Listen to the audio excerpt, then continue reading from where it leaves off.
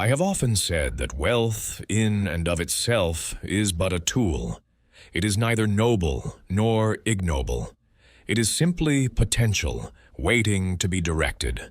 The hand that holds wealth may clutch it tightly, fearful that it will slip away, or it may open generously, letting it flow into the world where it can multiply beyond measure. I discovered in my own life that the greatest return wealth ever gave me was not in the comforts it purchased, but in the good it accomplished when shared freely. You see, money spent on self is soon forgotten. The house, the carriage, the fine garment, the extravagant dinner, all are but passing satisfactions.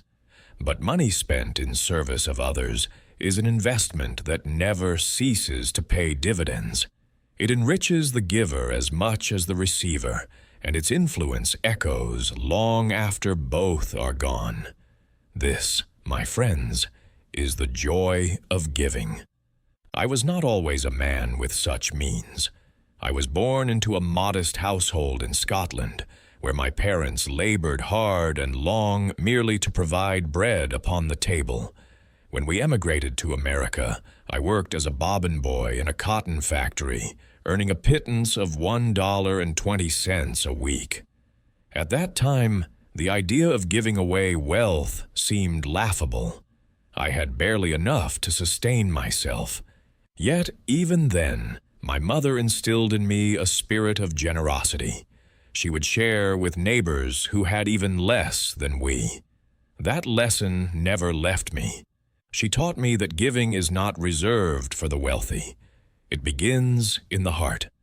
Years later, when fortune smiled upon me, I made a resolution that I would use my resources not only for my own advancement, but for the advancement of others.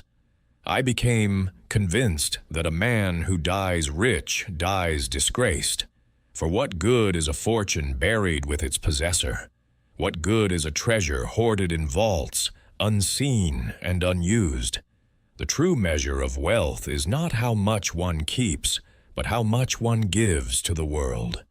But let us examine why giving is so powerful, why generosity multiplies beyond measure. When one man gives, it does not end with the act. A chain is set in motion. The recipient of generosity is often inspired to give in turn, passing along kindness in ways small or great. A scholarship offered to a struggling student may yield not only a successful career, but a legacy of contributions to society. A library built in a town may ignite the minds of generations, long after the stones of the building have weathered with time.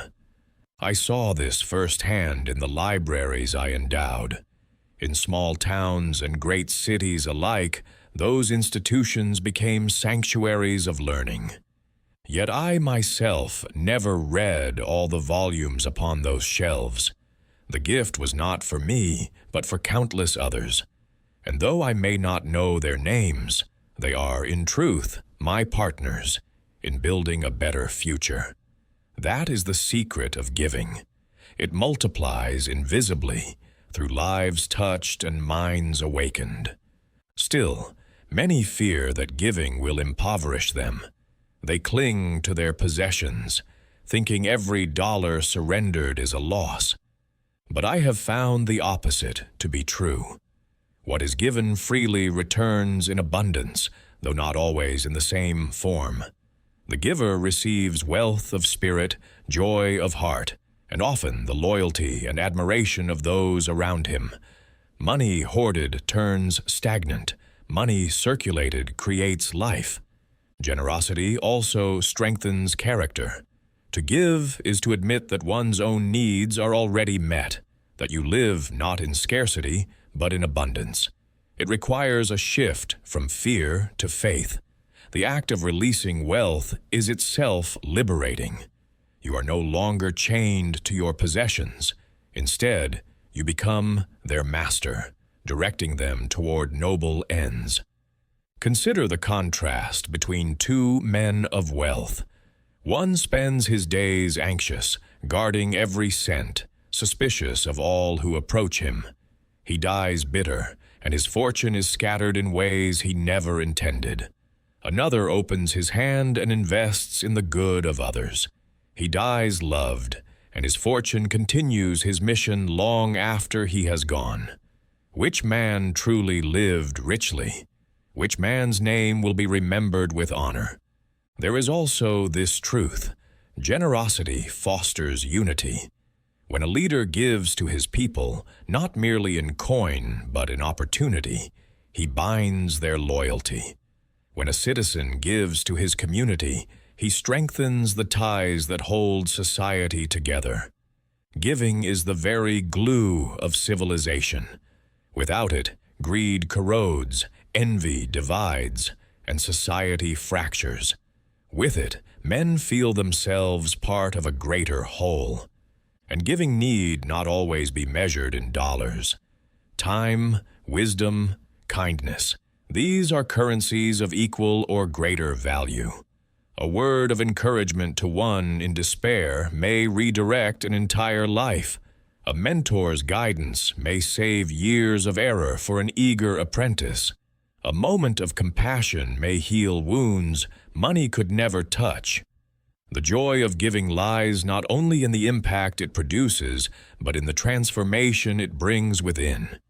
Each act of generosity chips away at pride and selfishness, refining the soul. It is, in a way, a spiritual discipline.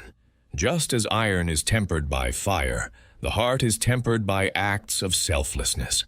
Some have asked me, "But Mr. Carnegie, how much should a man give?" My answer is simple: as much as he can, without neglecting his duty to those immediately dependent upon him. Beyond that, there is no limit. The measure is not in the sum, but in the spirit. The widow who offers her mite has given as nobly as the magnate who endows a university. For the value of a gift lies not in its size, but in its sacrifice. I must also confess, giving wisely is as important as giving generously. A careless gift may encourage dependency, while a thoughtful one fosters independence. When I funded libraries, I required towns to contribute as well, to ensure they valued the institution and took responsibility for its upkeep. In this way, my gift became a partnership, rather than mere charity. True generosity uplifts without undermining self-reliance. Let me tell you, the richest joy I have ever known came not from contracts signed or profits gained, but from seeing young men and women, once deprived of opportunity, step forward to claim their place in the world because of a door I helped open. That sight repaid me more than gold ever could. So I urge you, whether you hold a fortune or a few coins, whether you possess grand resources or only your time, give. Give with intention. Give with joy. Give not because you must, but because you may. For in giving, you partake in the greatest secret of life, that wealth multiplies only when shared. And remember, the wealth of character you build through generosity will outlast every dollar. A fortune may crumble, but a name remembered for kindness will endure for generations. This is the true immortality we can achieve, not in monuments of stone, but in living legacies carried in the hearts of men. Therefore, let us embrace the joy of giving, not as duty, but as privilege. For when we give, we step into the noblest use of wealth, the highest calling of power, and the deepest satisfaction of the human soul.